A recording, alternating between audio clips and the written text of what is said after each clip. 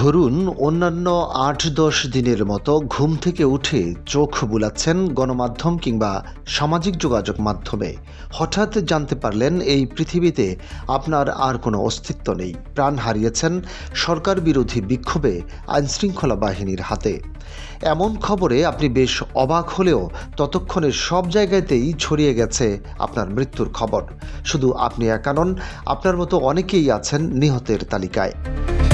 গেল বছরের শেষ দিকে ইরানের সরকার বিরোধী আন্দোলনকে ঘিরে দেখা মিলেছে এমন নাটকীয় ঘটনার।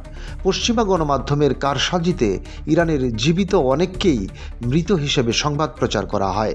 সামরিক যুদ্ধকে পাশ কাটিয়ে এ যেন খামেনির ইরানের বিরুদ্ধে কৌশলে দেওয়া হয়েছে তথ্যযুদ্ধের ডাক।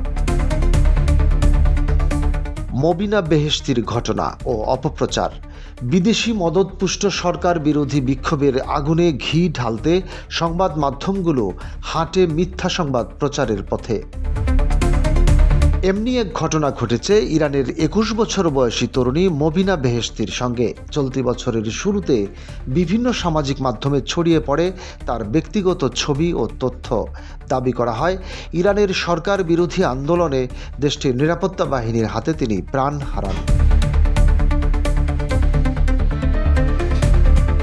কোনো রকম যাচাই বাছাই করা ছাড়াই অনেকটা ঝড়ের বেগে আবেগ নির্ভর খবরটি ছড়িয়ে পড়ে স্থানীয় সহ বিদেশি সংবাদ মাধ্যমেও।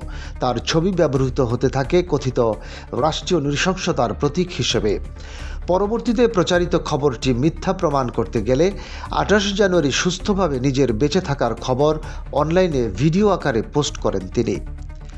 গুজব চক্রের শিকার আরও যারা শুধু জীবিত মানুষকে মৃত প্রচার করাই নয়, আন্দোলনকারীদের তালিকায় দেখা মেলে ইসরায়েলের সাবেক প্রধানমন্ত্রী নাফতালি বেনেটের ছেলের নামও। ইরানের সরকার বিরোধী বিক্ষোভে তিনি অংশ নিয়েছেন বলে বিভিন্ন সংবাদ মাধ্যমে প্রচার করা হয়। এছাড়া আন্তর্জাতিক গুজব চক্রের শিকার হয়েছেন স্বাভাবিকভাবে মৃত্যুবরণকারী পোলে গেতারের বক্সিং কমিটির প্রধান আলী আলিপুর।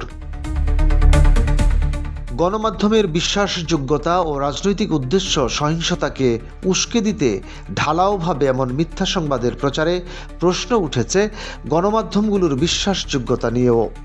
আশ্চর্যজনকভাবে কোনো রকমের যাচাই বাছাই ছাড়াই অপতথ্য প্রচারে সামিল হয়েছে CNN ও দ্য গার্ডিয়ানের মতো আন্তর্জাতিক সংবাদ মাধ্যমগুলো। তবে এসব অপপ্রচারগুলোকে বিচ্ছিন্ন ঘটনা হিসেবে খাটো করে দেখার কোনো উপায় নেই। ইরানে খামেনির অনুগত সরকার পতন ঘটাতেই জনমনে বিভ্রান্তি সৃষ্টির জন্য সংবাদ মাধ্যমগুলো সর্বস্তরে প্রচার করেছিল নিজেদের মন গড়া খবর। তাদের উদ্দেশ্য ছিল তথ্যযুদ্ধের মাধ্যমে ইরানকে নিপীড়নকারী দেশ হিসেবে তুলে ধরা।